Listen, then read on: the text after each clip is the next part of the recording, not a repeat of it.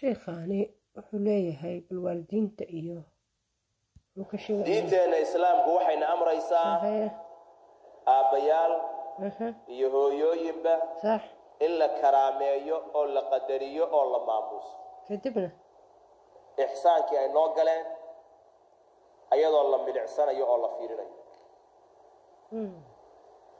waxaa la yidhaahdaa qoyska muslimka ah aabbaha jooga iyo hooyada joogta caruurtu awowaha u yahay kuwa awowaha kale u sii yahay qofkaas shaybka oo meeshaas jooga wuxuu la mid yahay boqor mamlakadiisii iyo boqortooyadiisii dhex jooga su-aal baan qabaan haddii diinteenu na tira waalidka hala xushmeeyo waayeelka awowahana hala xushmeeyo oo si fiican loola dhaqmo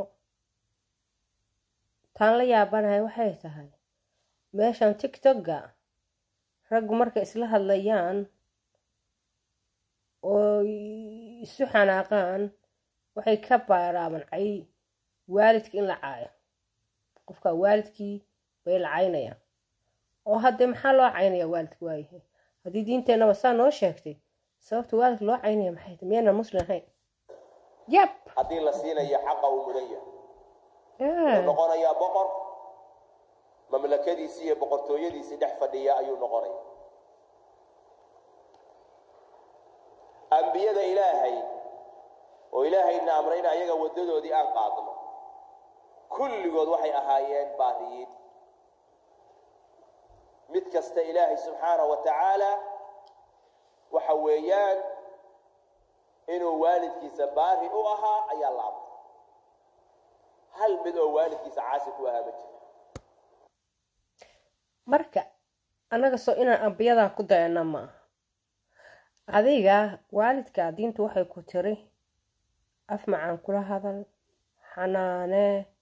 waxaa u qaban karid u qabo ka ducayso ee adiga haddii aad waalidkaa la rabo inaad saa u samaysid waalid kale oo qof walaalkaa ah waalidkii xaq miyaa inaa caydid inaa hooyadii tiraahdo hooyada say ugu socdaan nimanka Soomaaliyeed waa yaabaysaa hooyadaabaa saasa hooyadaabaa saasa hooyadaabaa saasa hooyadaabaa saasa aabahaabaa saasa aabahaabaa saasa maxay tahay waxaas xaggee dhaqan xumadaasi ka timid xaggee diinta ma afkaan ka sheeganaa afka maan ka sheeganaa waalidka la yiri rabbi la yiri hooyada jannada lugaha hoosteeda kugu jidhaa hooyadaabay ku jirtaa oo hooyadaa qofkan hooyadiis xaq maan u leeyahay inaan caayo wax ka sheego